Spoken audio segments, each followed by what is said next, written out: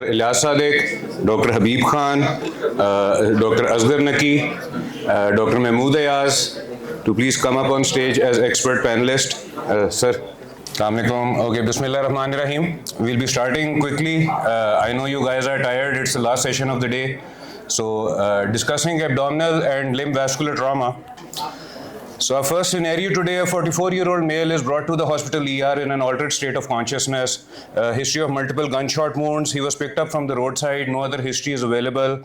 So on examination, he is pale, he is moaning, he has a heart rate of 138, a blood pressure of 100/40, bilateral equal air entry and adequate chest expansion. So he has 3 visible wounds at the following locations. One is just close to the epigastrium, just above the umbilicus, and third is in the right iliac fossa. And lastly, a fast scan is also positive. So, with this scenario, I guess we have gone through it a couple of times.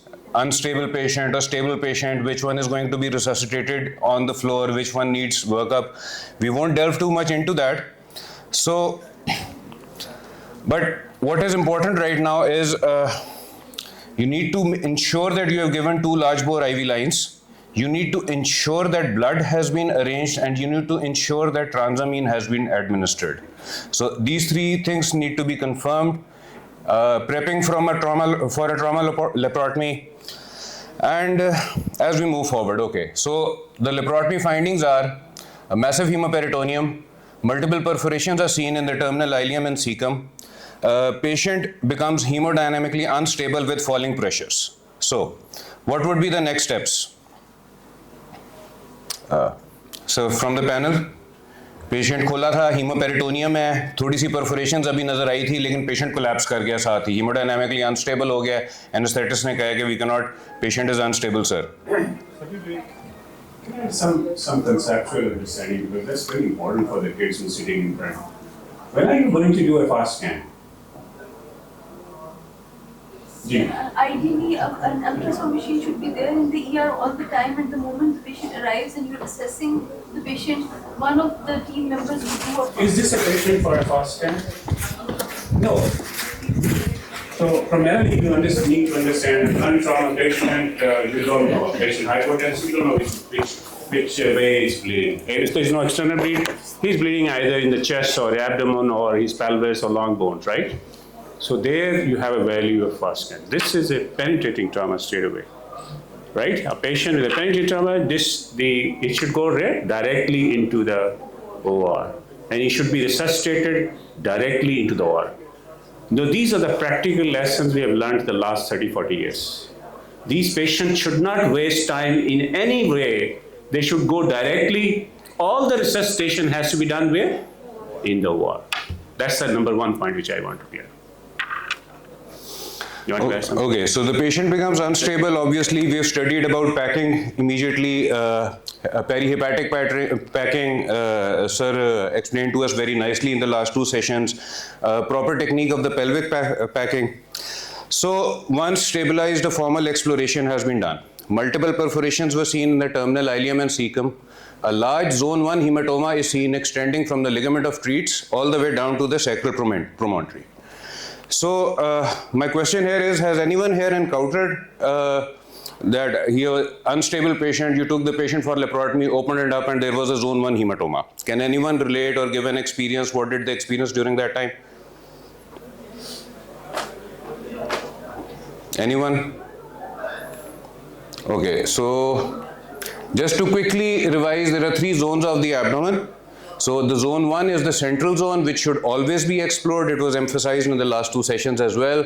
Zone 2 and zone 3, they usually say you do not explore, but the correct answer is selectively explore. You should be selective about which patients need to be explored. And as far as the zone 3, the pelvis, what do you do? Residents?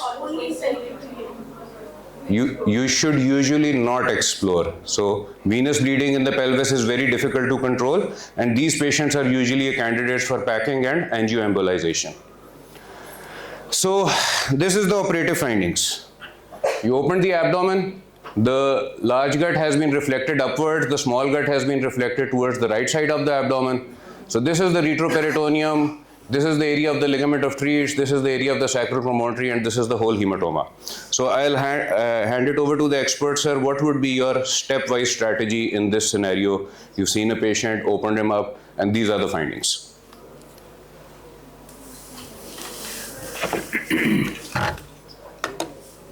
I would start with the audience. What would you guys do? What you see here? We would see if it is, first of all, we would have to explore it. In this case, because it's penetrating, but we would see if it's pulsatile, if it's going while we operate, and we would also see if the distal pulses on that side are present. So this would give us still a guideline and then. So this is what you see. The patient is unstable. You're already there. Belly is open. You have already started the exploration. What do you want to do now? Control where? Proximal? Yes. Right, so the most important thing here will be to obtain a proximal control. How do you do that?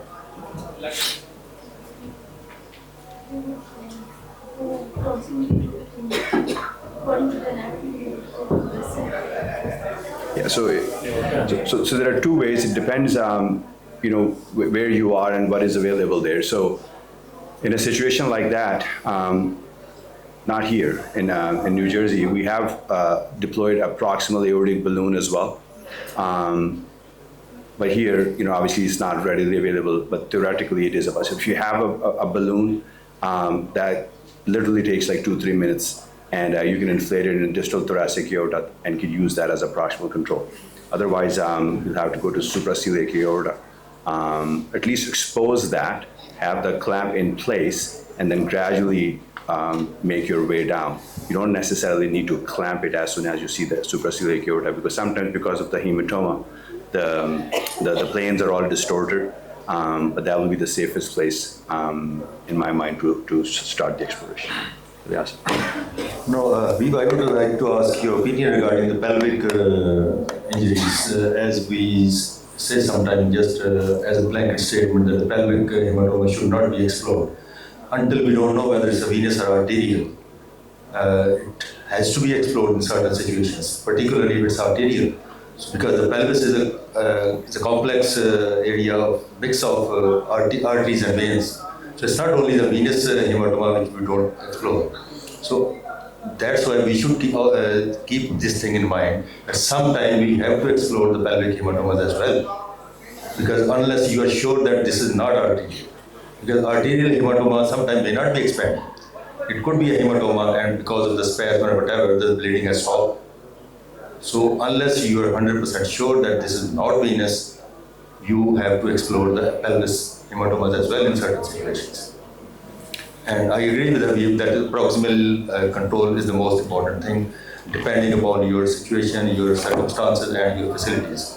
If you don't have the endovascular facilities, then you might have to go just on the aorta, whatever the normal level of aorta. Sometimes, if the injury is in the iliac vessels, you can go the infrarenal aorta for control. You don't have to go to supraceliac. But if the injury is somewhere exactly in the level A, in level 1 injury in the infrarenal aorta, then you have to go to supraceliac, or even sometimes the lateral thoracic area as well. All right, so my suggestion is that you are going to a territory which is very, very dreadful. So अगर आप एक C पे जा रहे हैं, तो C पे जाने से पहले आपको पता है C बहुत ज़्यादा वेदर ख़राब होगा, उसमें कुछ ना कुछ हमारे लिए मसाइल आएंगे. This is a very, very tough situation. You are going to explore a hematoma. Patient is already hypotensive.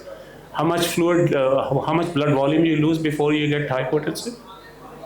So already you have lost more than 30% of your blood volume, right? It's like a major injury, so there's blood loss. So what you are going to do is, before you start any exploration, you prepare yourself, right? There are two words, planning and preparation. What is the difference between planning and preparation? You understand that? Planning is a strategy. Yeah. And the preparation is that you have to have all the equipment and team. Excellent. So planning is like you plan something as per expected. Okay, A, and as a consequence A, B would happen. Preparation is that you don't know B or maybe C could happen, right? So preparation is for untoward, anything which can go untoward, and that means tactical preparation. So आपके tactics क्या होगी? So इस patient गए, अगर ये patient आ गया, so first of all, what I'm going to do is prepare my team. Number one, you might need double suction, you might need activation of transfusion protocol, basic transfusion protocol. You might need help. You might need a senior help. You call for help. Maybe in the next room, a vascular surgeon is operating, Alias is operating, or Habib is operating. You call for help, because do not expose until unless you have sufficient help available. And sufficient help, call for help. A person is available. Anybody, if Alias or Habib is not, anybody who has experience more than you is your senior. Because this is the way you should operate on such patient. Otherwise, what will happen? You will lose these patients on the table. So my stress is that and these patients would need blood. These patients would need light. These patients would need suction, double suction, everything. So once you are there, then intraoperatively, you decide, okay, as Habib said, we're going to have the first fundamental principle is, am I going to explore it or no, right? And if I'm going to explore it, do I have a proximal and distal control of these vessels or no? These are the fundamental principles you have.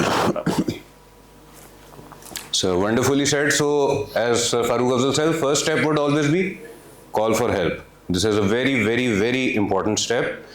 Secondly, once again, as sir said, you need to ensure adequate exposure. So an incision complete from the xiphoid till suprapubic area, good OR lights, adequate assistance, use of your retractor systems, be fully prepared before you go in. Now you need to take appropriate control of the situation. How do you take a control? By supraceliac control. Supraceliac means just above the celiac trunk. So by reflecting the stomach downwards, dissecting open the lesser omentum, you can reach over into the supraceliac part of the abdominal aorta. You will see the diaphragmatic muscles, the crura of the diaphragm encroaching onto the aorta, which need to be divided. You can see this horizontal line. So this horizontal line, this is a proper muscular structure which needs to be divided, picked and divided. You will be able to expose the aorta through this. Usually a finger and thumb would be needed to take control of the aorta and place a clamp next to it. Can I interrupt you? Sir, please. It's very important point here is the NG has to be in the place when you're doing this maneuver. So make sure you're not dividing the esophagus. Okay. So, question for the experts: if you open up the lesser sac and you see a zone 1 hematoma over here as well, now what are you going to do?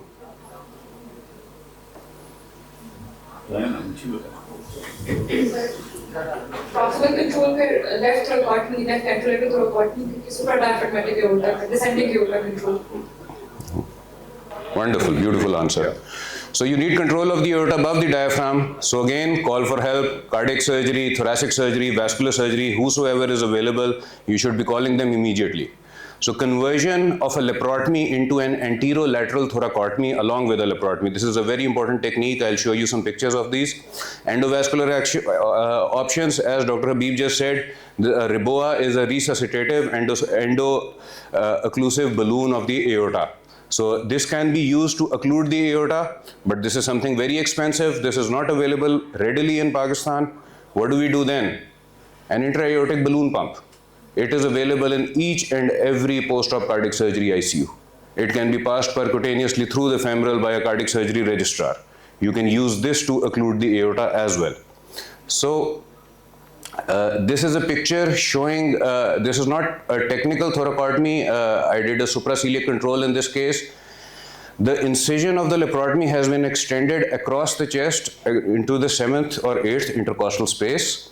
Here you can see the costochondral junction has been divided. The diaphragm underneath has also been divided. You can see this dever over here going into that defect to improve our exposure.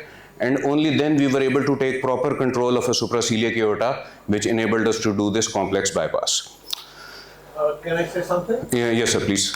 Yeah, I think because the setting is general surgical registrars, senior registrars, I think apart from getting for supraceliac control, apart from what you have said, it is important we tell them about the metaxmy. Yes, sir. Sir, I'm coming to that as well. I have a whole section on that. So why has sir identified it? When I explain the mattox segment, you'll explain that the mattox has been done in this patient. If you can see here, this is the spleen lying across the midline. Here is the kidney. All of the viscera on the left side of the abdomen have been rotated towards the right. So,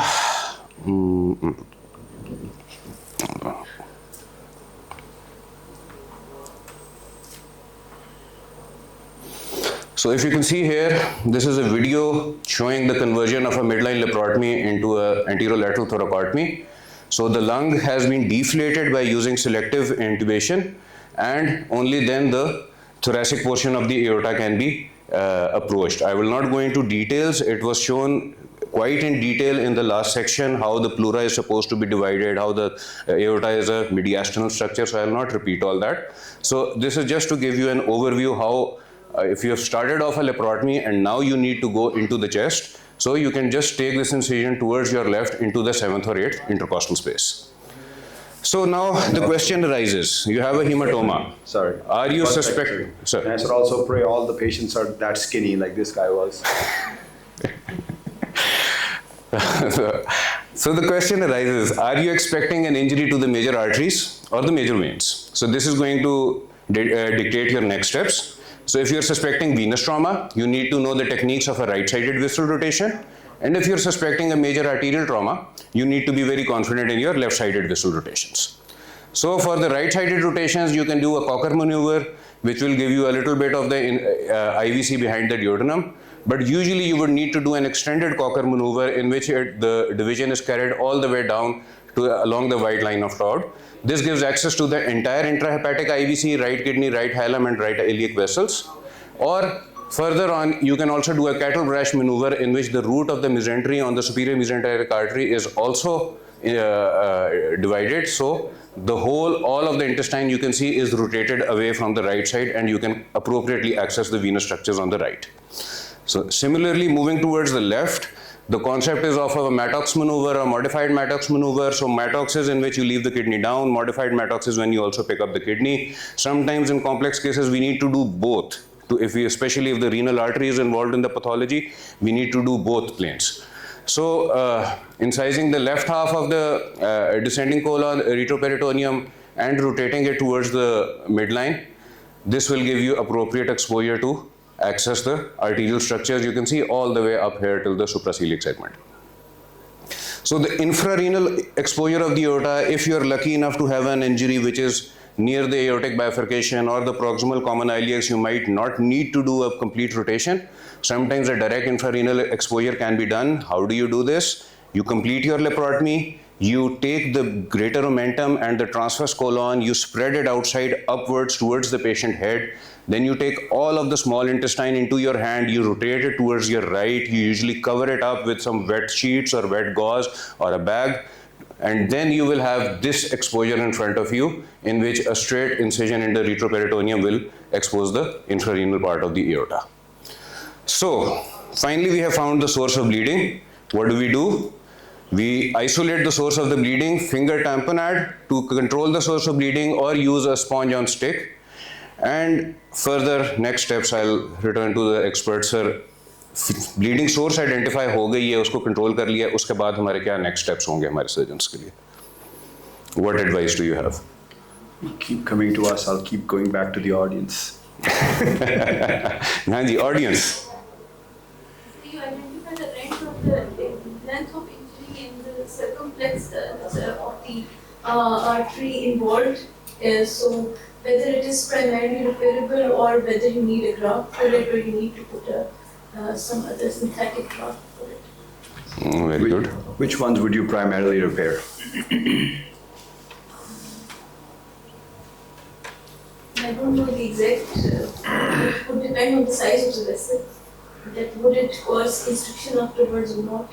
So if you feel like then we will not. Less than 50% circumferential, you can do primary repair or patch. Patch is quicker than the grafting or the graft itself. There's a third option here. So, no blind clamping, no blind suturing. Please remember in this scenario, What would be the next steps? You need to come back to the principles of surgery. You need adequate exposure. You need a proximal and distal control. You need careful and gentle handling of the tissues. Heparinization before clamping of... Sabih, can I say? Now, important thing which you have to remember is the concept called permissive hypotension, right? So such patients who are actively bleeding, if you try to raise their blood pressure, what will happen? You will have more bleeding. So your anesthetist is very, very important here. You have to mention that this patient, since he's bleeding, right, we have to have a low blood pressure. You don't need to have, so how much pressure is there when there's a pulse palpable? 70. So you just need a 70 millimeter. So in a penetrating trauma, when the patient is bleeding, you don't try to pop up the blood pressure. But any clot would have. Similarly, while you are repairing it, you might make sure that you are not asking for a high blood pressure, especially in the setting as trauma to aorta is a lethal injury, right? Somehow they survives and come to you. This means there is some mechanism which has basically saved this patient, or maybe a trivial injury, because normally what happens, it is a fatal injury, patient will die there, wherever he is there. So very fortunate that you have a penetrating trauma to the aorta and the patient has come alive to you. And that was an excellent point, actually, which Dr. Farooq said. Hypotension was one thing, and second is the blood transfusion, right? We don't need to keep pouring blood into them, because whatever you give them, it's going to go into the retroperitoneum. So save that blood. Blood is precious, unless it's absolutely necessary, obviously. Permissive hypotension, 70 is perfectly fine, and blood transfusion only after the repair is done, unless absolutely necessary. So heparinization before clamping of vessels in the setting of trauma, this is supposed to be used judiciously and decide on this on a case-by-case basis. So an appropriate diameter of the anastomosis in relation to the vessel size, endothelium to endothelium approximation in your repair. You use monofilament, non-absorbable sutures, full thickness bites, small bites evenly displaced across your repair, and no tension at the anastomotic line or repair line or your knots. So these should be the principles. Iski tasveer le lo, theek hai na? This would be your cheat sheet. Regarding the exact nature of the vessel trauma. For whenever we get any arterial control, the proximal control or the distal control, the traditional vascular surgery training is to get circumferential hold of the blood vessel, except when it's the aorta. You never ever want to go to the circumferential control of the aorta. Does anyone know the reason for that? And iliac vessels as well. Iliacs as well. There are number of vessels that are draining in the posterior part of the aorta. Yes, all you have to do is just try to feel the spine on the side of the aorta and just put a clamp on it. And why did Dr. Ilyas said about the iliacs? There are no lumbars there. He said the iliacs don't do the circumferential control as well. Why did he say that? Because iliac veins are very closely adherent to it. Sir, aapko to pata hai, tunse puch raha tha. No, you're absolutely right. The vein is right behind. And the venous injury in the iliacs or anywhere, it's a disaster. Okay. So regarding the exact nature of the vessel injury, it can range from a laceration to very complex situations. It is beyond the scope of this presentation. So, but in our case, which I showed you, this was the retroperitoneal hematoma. This was a spontaneous rupture of an aortic ulcer, which caused this bleeding. And by keeping a supraceliac clamp in place, this was not clamped, but just the clamp was kept in place in case there is any bleeding. We were able to repair the defect with a prosthetic graft. So what do you do with the ilium and cecum injury you saw first up? ये तो मुझे residents बताएंगे. आपने जब खोला था तो मैंने आपको याद हो बताया था कि टर्मिनल आइलियम और सीकम में मल्टीपल इंजरीज हैं. सारा क्लिनिकल सिनेरियो आपने देख लिया, आपने क्या ऑपरेट किया देख लिया, उसको क्या करोगे आप? राइट हेमी और stroma? You can drop if the patient is not stable. I think a better option would be to just removal of the affected bowel and staple line it, do a reloc laparotomy at 48 hours, do a proper formal ileocolic anastomosis and then hopefully your patient will be fit for discharge. So usually best scenario would be this, but yes, obviously sometimes there is a lot of contamination and you might decide there is delay. So you might decide a stoma is much better than a primary repair. Keep that margin, this is not for every case. So the core strategies and competencies which you need to ensure before Here's the tackling. message: when you have a contamination like this, right? So don't try to create ileostomies or colostomies at that time. Patient's timing is very, very important, right? Either you just do a primary closure and send them back, right? Or just staple them, right? If you have a stapler available. Because obviously you have to have a second look, right? The idea is correct the physiology, right? As soon as possible, and then come back to another day, which is within 48 hours. And I would just add one more thing. I mean, in this specific case, I assume the damage to the aorta was so big that you have to use a graft. If there's a gross contamination of abdominal cavity, you have to be careful with the grafts as well, right? This was a Dacron graft. One strategy which we have used in vascular surgery in infected fields, so again, you can extrapolate that probably in this situation as well, is the rifampin soaked. So Dacron sucks the rifampin really, really well. So rifampin soak, if it is available, and I understand it's a trauma situation, so it's a little different. Yeah. So for residents, this is your cheat sheet, everything you need to ensure before you are tackling such kind of a case. How do you achieve control? What are the maneuvers for accessing major veins and for the major arteries? So some areas of the abdomen, they are notoriously difficult. These include the retrohepatic inferior vena cava, suprarenal aorta, celiac axis, proximal SMA, the portal vein junction, and the bifurcation of the inferior vena cava. So these are notoriously difficult areas of the abdomen. And before completing the abdomen section, you need to understand mortality rates. In this scenario, some like combined injury to the suprarenal aorta and IVC carry an almost 100% mortality rate. Suprarenal aorta carries a 60% mortality rate, and SMA carries a mortality of 40 to 80%. So mortality rate should be kept in mind. So moving to our second scenario, we have a 36-year-old male. So we asked for a question before. Sir. Before anything which you still need to clarify in abdomen. So what's the main message you learned? Call for help, right? Prepare yourself. That's very, very important. These are not baby injuries, right? Someone's life is involved, and your intervention has to be like, there has to be an adequate preparation and an expert help available. So any questions or comments? Anyone want to share any experience with us?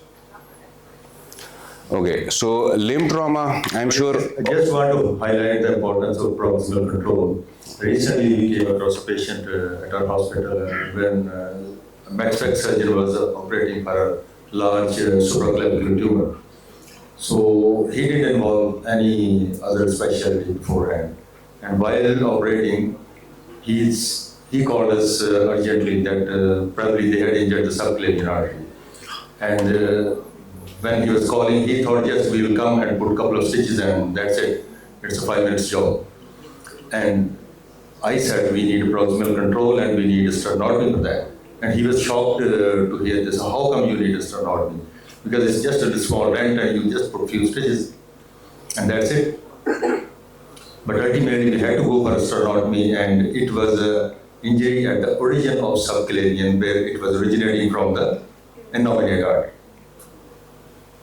So, I mean, that's the importance of proximal control. If we had no facility of sternotomy at that time, the patient would have gone. So, whenever you're planning anything, even during trauma situation or elective situation, so keep in mind that do you have the facility of proximal control, or do you have the expertise, or do you know how to do it before embarking on something big? Otherwise, just pack the situation and call for help. Okay, so coming to our second case, a 36-year-old male. He suffered an RTA, motorbike versus truck. He arrived 5 hours post-injury. He had a dislocated right knee joint which was reduced at a periphery hospital. On presentation, his vitals were 100 heart rate and 120/75 blood pressure. His right leg showed a markedly swollen knee, posterior bruising, absent DP and PT pulses. foot cool, and paresthesia was present. So, audience. So, now the knee joint has been reduced. So, do you think the injury danger is over now? So, what do you think the principle should be moving forward? Should we keep a high index of suspicion, a low index of suspicion? What should our strategy be? So, in all popliteal, in all knee joint dislocations, remember it is a vascular injury until proven otherwise. Okay? So, even if the patient is absolutely fine, you have absolutely normal pulses, and you are still admitting that patient, you need to do an ultrasound on that every 6 to 8 hourly to ensure that the flow is intact. Okay? So this is something. I would slightly disagree here. I think I have, in my whole career, I have done the most amputations after posterior dislocation of knee, because this injury is always a mystery and they always present very late. So I think if you have a posterior dislocation, you should do the CT angio to rule it out. It is an injury until proved otherwise. If you don't have the facility of CT angio, I think rather than waiting, you should explore. I remember a young third-year PG at Jinnah Hospital who fell off the bike, that's a few years ago when I was working at Jinnah. And he fell off a bike and he sustained this posterior dislocation, which was fixed in the emergency. And after 24 hours, I was called in just to have a look. When he was sitting in the private room, surrounded by at least 10 doctors. And none of them had checked the pulses. And I was just called in, just by the way, that just have a look and see if there's any problem. And he was going to have a Doppler after a few minutes. So when I saw there was no pulses, so immediately, obviously there was no CT urgent available at Jinnah at that time. And I took him to theatre and put a graft in the popliteal artery, did the fasciotomy. It was a tense compartment as well. He was losing his movement as well, foot movement. And that fellow was going to go to Canada after a few days, and that was about to have the above knee amputation. It was just a narrow escape from the above knee amputation. So imagine the consequences of this posterior dislocation. So this, I think, injury has to be avoided. It's a preventable injury, it's a preventable problem. It has to be avoided, not by just observation, to doing something very active. So after reduction, weak Doppler signals have returned. The ortho team is reassured, they are happy that yes, there are Doppler signals, we can operate on the case. There's a junior ortho senior registrar who is very eager to do this knee joint fixation. And a CTA was requested, the answer was that okay, we'll do it jab ho sakega, it's not available right now. And the calf is becoming slightly tense. So, how many of you are reassured by the Doppler, return of the Doppler signals? How many of you are satisfied that chalo ab Doppler aa gaya, so everything is fine now? Anyone? So, जैसे कहा, any dislocation, popliteal artery injury until proven otherwise. So, CT scan was done, and if you can see here, this is the terminal popliteal artery. This from here should have been the origin of the anterior tibial artery. This portion is the tibioperoneal trunk, which is not visible, and just the origins of the posterior tibial and peroneal artery are visible in this case. So, sir, if these are the findings after knee joint dislocation, bypass versus primary repair, what would be your comments on this, sir? I think we need an interposition graft. Usually it's posterior approach, and interposition graft work very well. There is no need for bypass. I just want to tell you one thing. There is only one end artery in the limb, and that is popliteal artery. Right? And if you do not manage this well, right?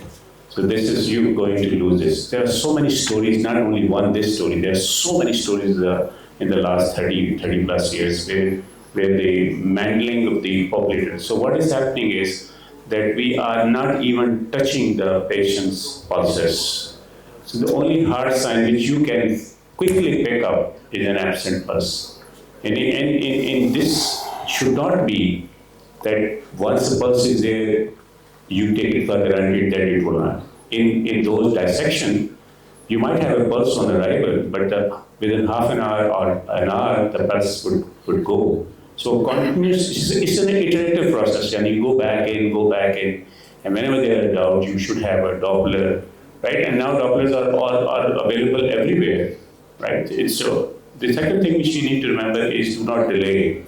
Because let's suppose you are asking for a CT angio and the patient would have another hour or so in just getting a CT. So in that case, if you have a high degree of suspicion based on science, I think you should explore. I totally agree with Ilyas that such injury should be explored. The last thing is that it should be explored by someone who has an expertise in managing such injuries.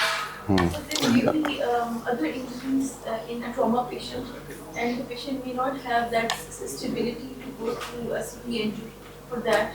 So if we are already having him on the table, so and there's a high index of suspicion, we must explore that. All right, so what do you think? If you are the surgeon, what do you think? What will you do? We would call for help, call all the teams. If there's a neurosurgical issue, if there's an orthopedic issue, we would prioritize. If there's an available surgeon, we would ask them to come. Yeah, so the number one principle you have to remember that the life has a priority over limb. So if you have something else which is threatening the life of the patient and you can manage that, so you just do that. And a patient with a bleeding spleen, right, or maybe a liver rupture might basically die as quickly as you are managing it. So just try to save that, and then if you have two teams, yes, you can do, one team can do this, another team will do that. One more thing, I very rightly said that it is an end artery. It will never forgive you. That's one thing. And second thing, this is the only vein, popliteal vein, which has to be repaired along with the artery. So make sure you don't miss the venous injury along with the artery. Because if you don't repair the vein, you will end up having a compartment syndrome, or if you have done the fasciotomy, there will be huge ooze of serous fluid and lymphatic fluid and all that. And even because of that ooze, the muscles will go dusky in few days. We have seen with our own eyes. So make sure you repair the artery and the vein when there is a popliteal area injury. That's one thing. And recent incidents, I just want to share another similar incident, which is already in the healthcare commission. One national kabaddi player sustained a posterior ligament injury, which was repaired at another city by an orthopedic surgeon, orthoscopic repair. And they injured the popliteal artery during the orthoscopy. They identified the injury, they called a general surgeon, and he attempted to repair, and it took at least 12 hours for that repair, which did not work. And after another 12 hours, somebody identified that there is no Doppler signal in the foot. And then that patient came to us. We had to do an above knee amputation. And that case is still going on in healthcare commission. So just beware of the popliteal areas. Very nasty area, has to be identified at the right time and has to be repaired properly. Sir, in your experience, what is the single most common mistake done by surgeons in popliteal artery trauma? Well, most of these surgeons are not equipped with the technical expertise. That's one thing. Can I answer that? Sir, please. Before us, Sir. trying to do an end-to-end anastomosis. So what are you trying to do with end anastomosis? You are basically trying to sacrifice the valuable collaterals at the same time. You say that a genicular collaterals are same. When you try to do that, so if there is a possibility of that collaterals, that you are basically trying to destroy. So I think the best option is if you cannot do it, and you can put a shunt in and refer to someone else, or even just pack and refer to someone else. That is a better strategy rather than trying to or call for help. Absolutely. I think that's the point. And doing end-to-end anastomosis in particularly firearm injuries is a disaster. I don't remember doing an end-to-end anastomosis in the last really several years.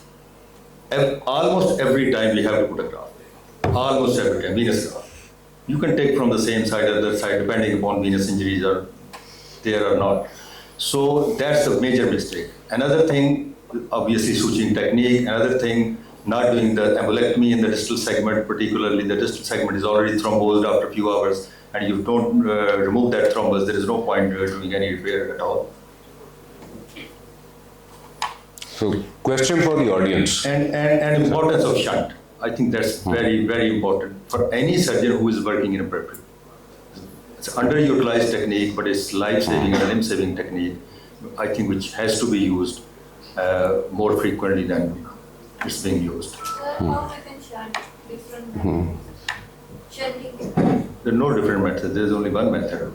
Take any sort of tube, any plastic tube.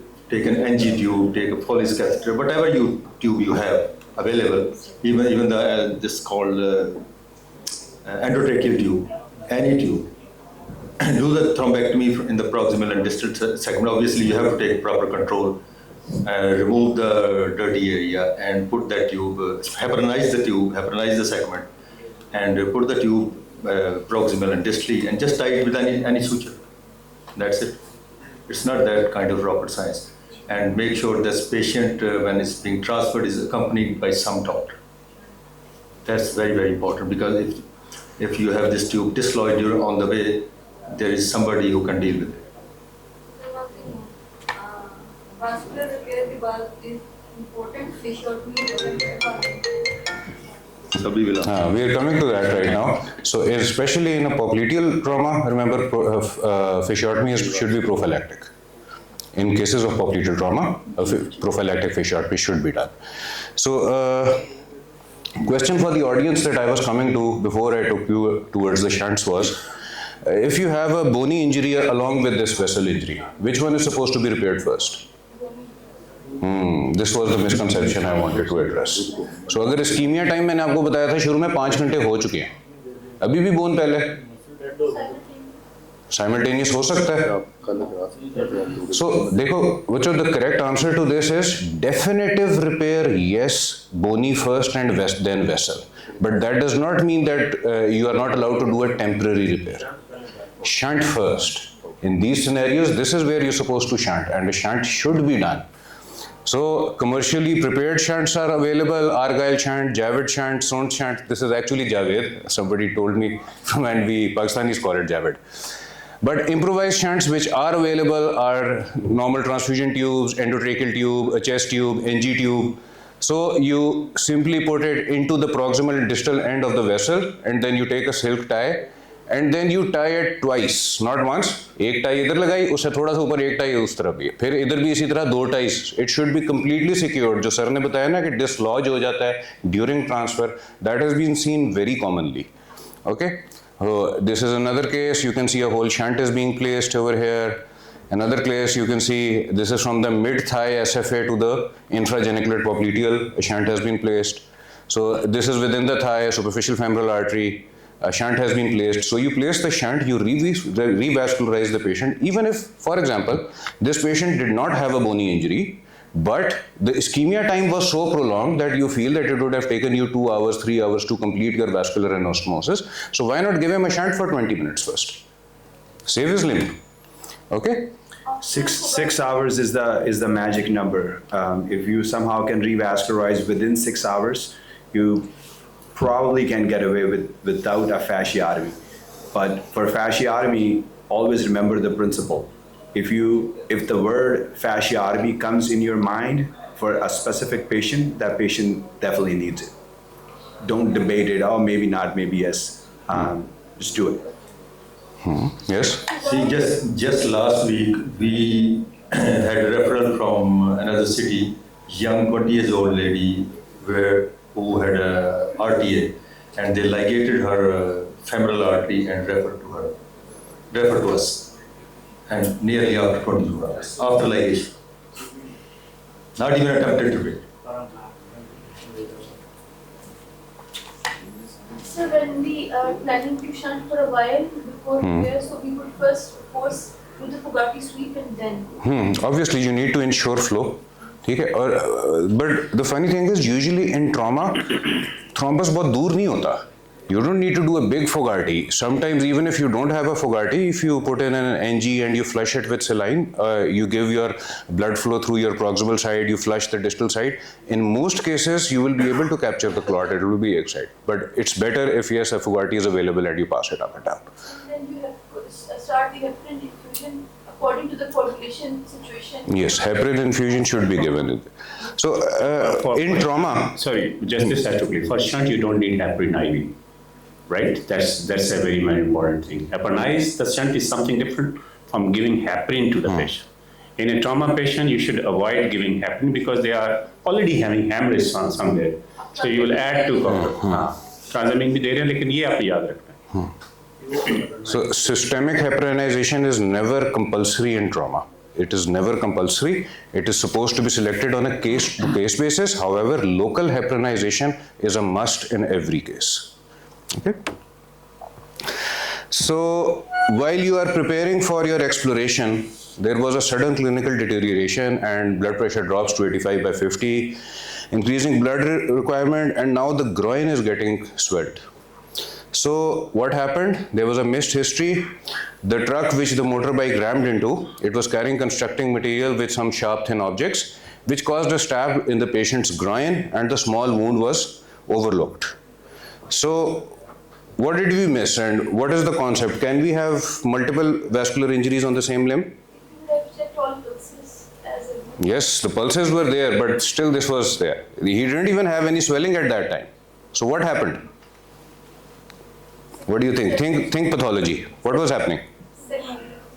So probably there was a partial tear and a thrombus was placed on it, which was not causing any extravasation, due to which blood was able to pass straight down into in line. It was not even picked up on the first CT. Okay? So another CT was done. It shows a partial transection of the distal external iliac artery with active extravasation and retroperitoneal extension. So first from the audience, distal external iliac artery, how will you expose this? How will you get your proximal control?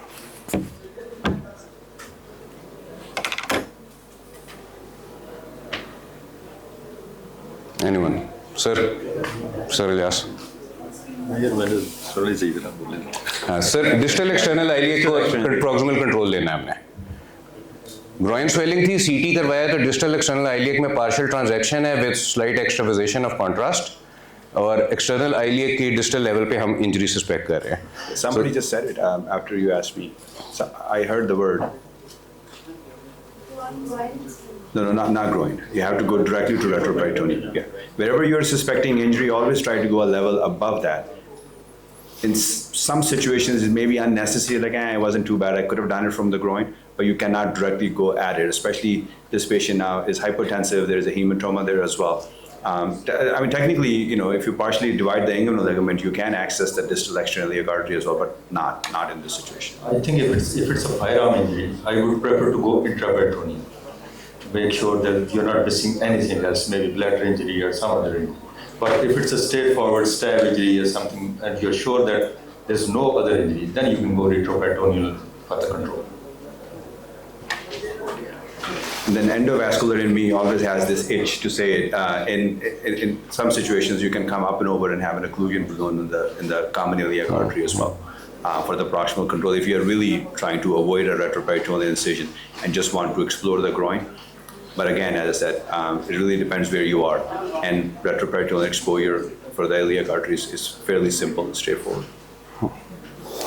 So intraoperatively, you see that the external iliac artery has a laceration and there is a venous injury present as well. Patient is acidotic and blood products are not available. रास्ते में है. So audience, artery पहले के vein पहले? दोनों की injury है या दोनों करनी है? Can you leave the vein here?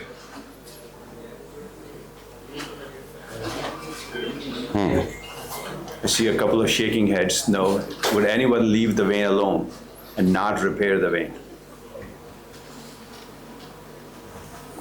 Patient is acidotic and blood products are not available. What would you do? Sir.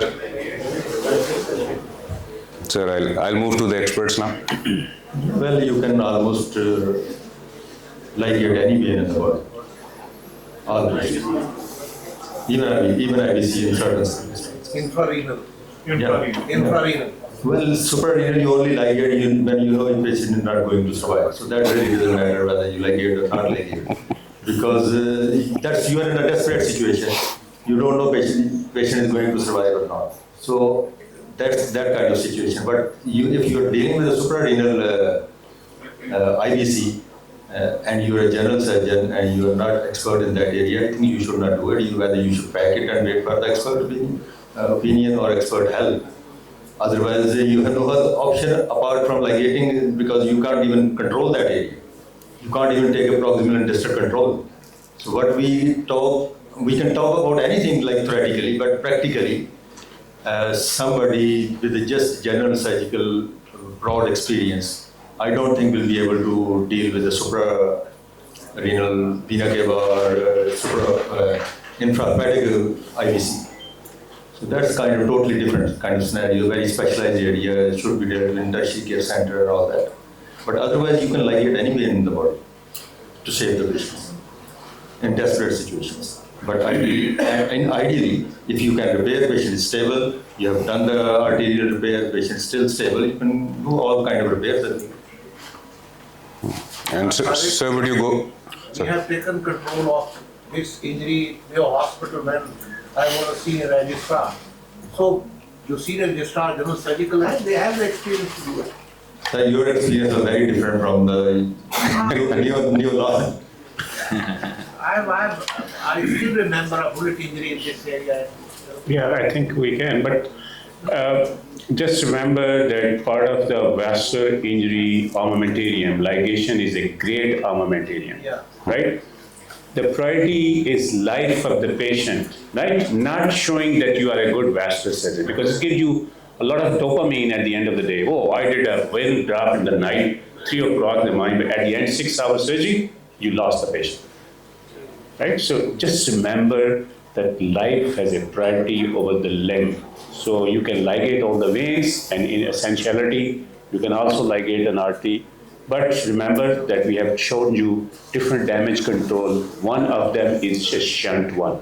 So that will prevent the consequences of ligation. I remember at least one case where I had to ligate the common eyelid vein when I was not expert enough to repair the common eyelid vein when I was doing a registrar job in Faisalabad. And that turned out to be my school class fellow later on. I didn't know who this fellow is. And I was in touch with him for next 10 or more than 10 years, and he had no morbidity from that ligation. So that's the only patient I remember. So during your reperfusion phase, the limb has been now reperfused. The total ischemia time was 7 to 8 hours. The calf has become rock hard and the creatinine kinase is rising. So audience, fasciotomy, yes या yes? Obviously yes. कोई इसमें doubt वाली बात ही नहीं है. So the key message here is that fasciotomy in popliteal injuries is not optional, it is prophylactic. Okay, so a question from the experts. External iliac injury थी, artery vein दोनों की थी. Would you consider a thigh fasciotomy in this case? No. Thigh is usually very resilient, so no. So I was conducting level 4 interviews just 2 days back, and there were more than 32 general surgery post-fellowship and post-MS students. And I asked this delta P question, and hardly anybody could answer that question. What is delta P? That's the only blood pressure minus intracompartmental. Excellent. Because that has not. So it's a theoretical concept, but how do you know that unless you measure the intercompartmental pressure? How do you know that? So we do not have those devices here, right? So what we have to do is prophylactic. Prophylactic has a role. Whenever you think of a compartmental fasciotomy, you do it. And secondly, I think, do you have any slide for fasciotomies? Not a detailed one, but yes, I have the incision marking slide. Yeah, you can elaborate that. That's very, very important. Very, very important. I don't remember a single patient getting from different specialties where I have seen an appropriate fasciotomy. Same here. Cosmetic fasciotomies, inadequate fasciotomies. So if you want to save the limb, you have to do a 4-quadrant complete fasciotomy. whether you go for fasciotomy or you don't go for fasciotomy. There's no such thing like a cosmetic fasciotomy. We had a name for it. We called it Hollywood fasciitis. Please don't do that. So, okay, so regarding, now we have decided we do need to do a fasciotomy.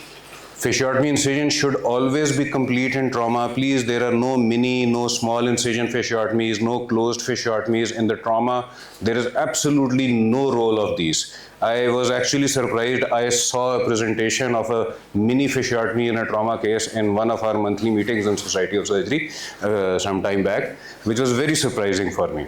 So always it needs to be a complete fasciotomy. If you guys a recommended video, I've posted a QR link over here. If you can take a snap, you'll get a complete video of the release of all of the 4 compartments. So always remember, there are almost 12 muscles in the calf. At the end of your fasciotomy, you should usually be able to count 10 muscles, at least 10.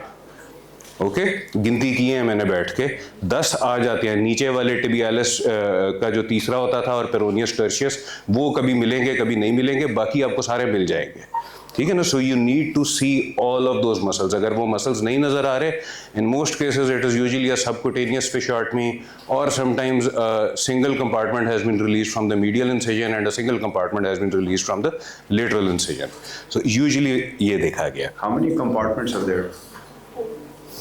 4. Can you name them, please? Anterior, lateral, superficial posterior, and deep. Yes.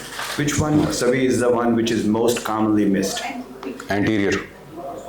And somebody said posterior too? That was my experience as well. The deep posterior is the one which is most commonly missed. Exactly, same. Soleus muscle. Yeah. So, because that one you have to really dig deep if you are just trying to do from one incision. It can be done from one incision, both the compartments. But that's the one which I saw the most commonly, that the deep posterior ones. For draw. So if you guys want to see a video of the fasciotomy, you can go to this QR code. And the take-home message, popliteal arteries usually deceive, popliteal artery injuries are deceptive. Ischemia time beats surgical elegance. Shunts can save your limbs. A fasciotomy is a limb-saving procedure. Always suspect that there are multiple vascular injuries and most amputations are not physician failures, they are system failures. Okay, so thank you and before we end this, I'd like all of you, the audience members to quietly reflect in their mind, you don't need to say it out loud. How do you think in your experiences, system failures have caused delays in your experience which have led to loss of limbs? Delays होती है ना? So usually time is more critical than surgical excellence here. You do not need a beautiful anastomosis. You need it in the right amount of time. Okay? Sir, if any parting comments or advice you can give for lower limb trauma, please. I think the most important thing is just examination. Examine the pulses, examine the foot. Temperature and pulses. Temperature of the foot compared with the other foot will tell you the whole story. Even slightest difference should make you alert for the problem. And if there is no pulses or doubtful pulses, that means no pulses. Doubtful pulse is no terminology in vascular surgery. Whether there is a pulse or there is no pulse. And every single person in the room should be able to palpate those pulses. If someone is feeling and someone is not feeling, that means you are feeling your own pulse. So take it as a no pulse and deal accordingly. That's the main message. And I think it can save loads of lives. Literally, it can save loads of lives. And we see the patient day in and day out coming to us after MRI of spine or even after having the surgery of spine with a purely vascular problem. Just because the spine surgeon never bothered to examine the foot. They never check the pulses. And same thing happens with other patients as well and other specialties as well. Just clinical examination, I think, can save so many lives. And appropriate clinical examination. When you deceive yourself by saying, I think there is a pulse, then there is no pulse. You should not think there is a pulse. Pulse should tell you that I'm there. So easily palpable. Yeah, sir. My message is trauma is a team sports. Remember, trauma is a team sports. And the second message is preparation, preparation, and preparation. Because these are the three key figures. So preparation, preparation, and preparation. Because life has a priority over limb. So your job is, as early as possible, save the patient from a sanguinating hemorrhage and refer this patient as early as possible to a place where his artery can be or vein can be repaired properly. One more misconception I don't forget to reiterate again and again and again. And this is a theoretical misconception. And we are all responsible for that. The whole literature is responsible for that.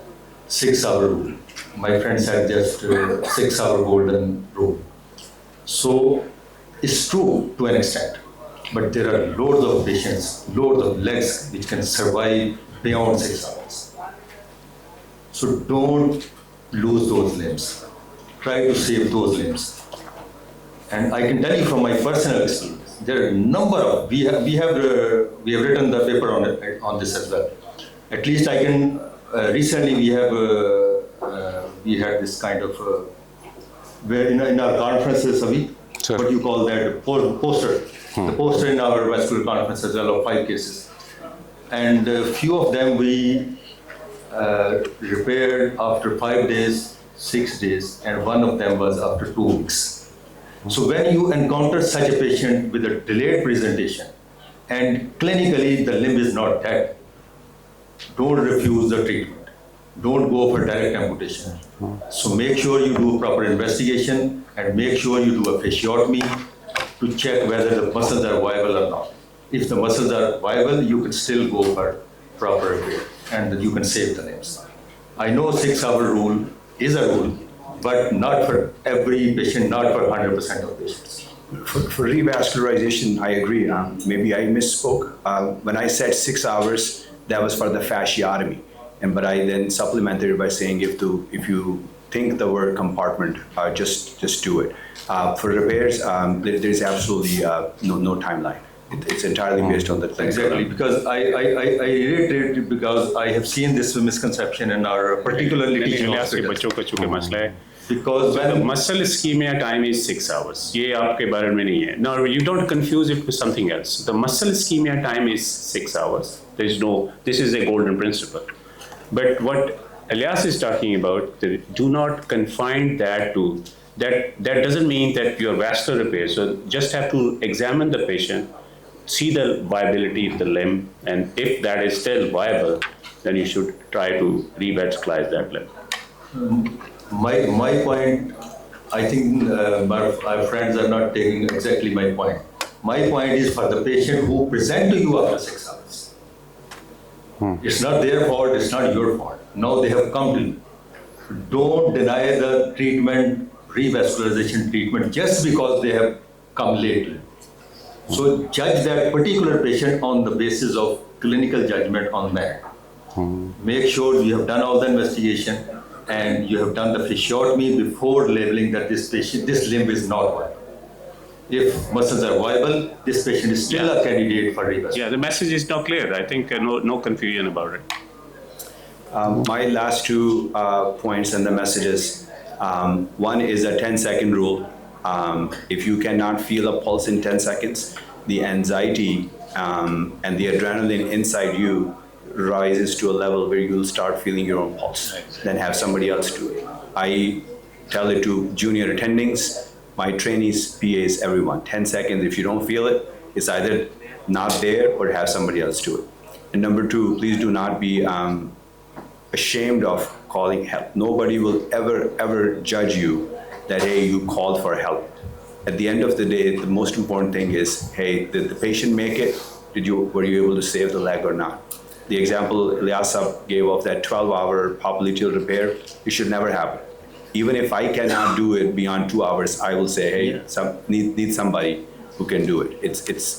surgeons, unfortunately, we are all very egoistic people, but for this sake, there is absolutely never be ashamed to call for help. Okay, thank you so much. If you can have a round of applause for our expert panel, please. Thank you so much, sir. Thank you. Thank you for all the panels.